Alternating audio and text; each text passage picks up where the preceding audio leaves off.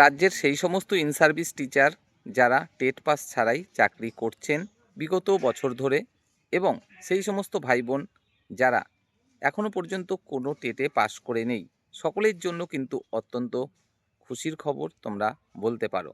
কারণ খুব তাড়াতাড়ি কিন্তু রাজ্যে আবারও অনুষ্ঠিত হতে চলেছে নতুন টেট। হ্যাঁ, আমি আজই এই বিষয়ে কিন্তু একটু খোঁজখবর নেয়ার চেষ্টা করলাম, যেহেতু গতকাল লাইভে তোমরা অনেকেই জানতে চাইছিলে যে দাদা আবার নতুন টেটটা তাহলে কবে হতে পারে। আজ সকালেই কিন্তু এই বিষয়ে আমি জানার চেষ্টা করলাম, এবং কিছুক্ষণ আগেই যে উত্তরটা আমি পেলাম সেখানে করে এটুকুই কিন্তু তোমাদেরকে জানাতে পারি, তোমাদের জন্য সত্যি খুবই খুশির খবর। কেন? কারণটা হচ্ছে রাজ্যে খুব তাড়াতাড়ি কিন্তু আবারও নতুন টেট হতে চলেছে। কাদের জন্য টেট হতে চলেছে?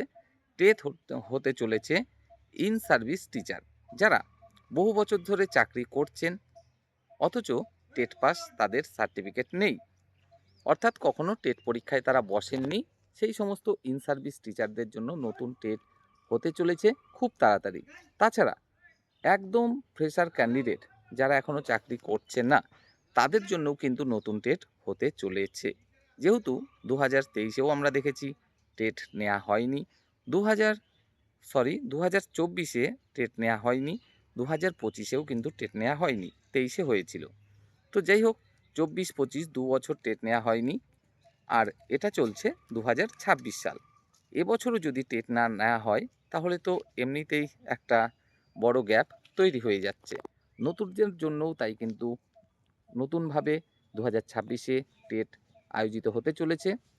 আর ইন সার্ভিস টিচার তাদের জন্য তো টেট অবশ্যই নিতে হবে, বিকল্প কোনো রাস্তা কিন্তু তাছাড়া আর নেই। কারণ সুপ্রিম কোর্টে যে কেস, সেই সম্পর্কে তোমরা সকলেই জানো। সুপ্রিম কোর্ট পরিষ্কার কিন্তু জানিয়ে দিয়েছে যে যে সমস্ত শিক্ষক শিক্ষিকারা দীর্ঘদিন যাবৎ কাজ করছেন তাদেরকে প্রত্যেককেই কিন্তু টেট পাস করতে হবে। সুপ্রিম কোর্ট প্রাথমিক অবস্থায় 2 বছর সময় বেঁধে দিয়েছিল। তারপরে আমরা দেখেছি পরবর্তী সময়ে শিক্ষক শিক্ষিকা তাদের পক্ষ থেকে আবারও রিভিউ পিটিশন করতে, সেখানেও কিন্তু সুপ্রিম কোর্ট আবারও জানিয়ে দিয়েছে যে না, কোনো ভাবেই কিন্তু টেট ছাড়া আর কর্মরত অবস্থায় থাকা যাবে না, অর্থাৎ টেট পাস প্রত্যেককে করতেই হবে। তাই তাদের ক্ষেত্রেও কিন্তু খুব তাড়াতাড়ি টেট নেওয়াটা বাধ্যতামূলক। কারণ অলরেডি প্রায় 1 বছরের কাছাকাছি কিন্তু অতিক্রান্ত হতে চলেছে। আর পশ্চিমবঙ্গে যেহেতু বিধানসভা নির্বাচন চলছে, তাই অবশ্যই এই সময়ে আরও প্রায় 1 থেকে 2 মাস টেট নেওয়া যাবে না, সেটা আমরা সকলেই কিন্তু খুব ভালোভাবেই বুঝি। অর্থাৎ আরও 1-2 মাস সময় কিন্তু এর মধ্যে অতিক্রান্ত হতে চলেছে। তারপরে নতুনভাবে যখন সরকার গঠিত হতে চলেছে এবং সমস্ত কাজকর্ম স্বাভাবিক হতে চলেছে, সরকারি কাজকর্ম, তখনই কিন্তু প্রাথমিক শিক্ষা পর্ষদ তারা আবারও নতুনভাবে টেট নিতে চলেছে। হ্যাঁ, এমনটাই কিন্তু খবর জানা যাচ্ছে। তাই সেই সমস্ত ভাই বোনেরা যারা নতুন টেটের জন্য প্রস্তুতি নিচ্ছ, তাদেরকে একটাই কথা বলবো, তোমাদের প্রস্তুতিতে খামতি না রেখে তোমরা ঠিকভাবে প্রস্তুতি নাও। নতুন টেট কিন্তু খুব তাড়াতাড়ি হতে চলেছে। আর সেই সমস্ত শিক্ষক শিক্ষিকারা যারা দীর্ঘদিন যাবৎ চাকরি করছেন, হ্যাঁ আমি জানি আপনাদের এই সময়ে দাঁড়িয়ে এই বয়সে এসে নতুনভাবে আবার টেট পাস করা সেটা একটা চ্যালেঞ্জের ব্যাপার। কেন? কারণ আপনারা দীর্ঘদিন যাবৎ কিন্তু পড়াশোনার মধ্যে নেই বললেই চলে। হ্যাঁ, পড়াশোনার মধ্যে নেই বলতে এইভাবে বোঝানো হচ্ছে যে কোনো চাকরির পড়াশোনার বা প্রস্তুতির মধ্যে আপনারা নেই। আপনারা যে পড়াশোনাটা করাচ্ছেন বাচ্চাদের, সেটা একটা নির্দিষ্ট গণ্ডির মধ্যেই বর্তমানে সীমাবদ্ধ বলা চলে। কারণ ক্লাস 1, 2, 3, 4, 5 তাদের যে সিলেবাসের পড়াশোনা তার মধ্যেই আপনারা সীমাবদ্ধ রয়েছেন। আর চাকরির জন্য যে প্রস্তুতিটা তার মধ্যে কিন্তু আপনারা নাই। আর তার উপরে রয়েছে সংসারের চাপ। তাছাড়া ডিউটি করে সারাদিন তারপরে সেই রাতে বাড়ি ফিরে তারপরে প্রস্তুতি নেওয়াটাও প্রায় অসম্ভব বলা চলে। তারপরেও যা পরিস্থিতি, তাতে করে এটাই মনে করা হচ্ছে টেট কিন্তু প্রত্যেককে দিতেই হবে, বিকল্প আর কোনো রাস্তাই কিন্তু থাকছে না। তাই আপনাদেরকেও এটুকুই রিকোয়েস্ট করব যে দেখুন, আদালতে যে কেস চলছে বা তার ফলাফল যাই হোক না কেন, সেটা হচ্ছে পরের ব্যাপার। আপনারা সময় নষ্ট না করে এখন থেকে চেষ্টা করুন না যে একটু একটু করে প্রস্তুতিটা নিয়ে রাখার। যদি শেষ পর্যন্ত টেটে বসতেই হয়, সেক্ষেত্রে যেন ৫ নম্বরটা অন্তত তোলা যায়, অর্থাৎ চাকরিটা বাঁচানো যায়।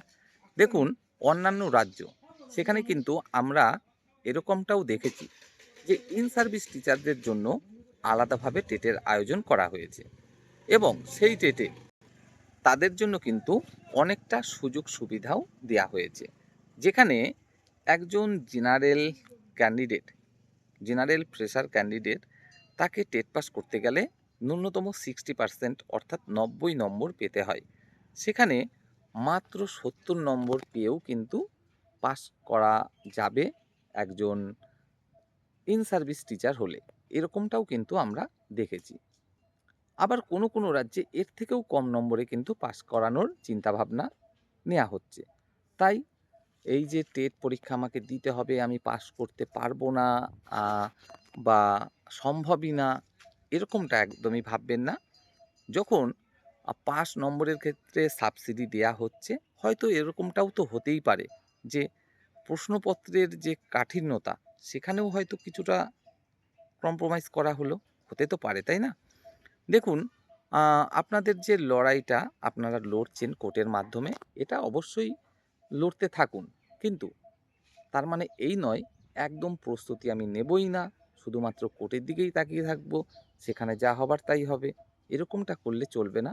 কারণ ১ বছর কিন্তু অলরেডি প্রায় অতিক্রান্ত হতে চলেছে সুপ্রিম কোর্টের ১ম অর্ডারের পরিপ্রেক্ষিতে।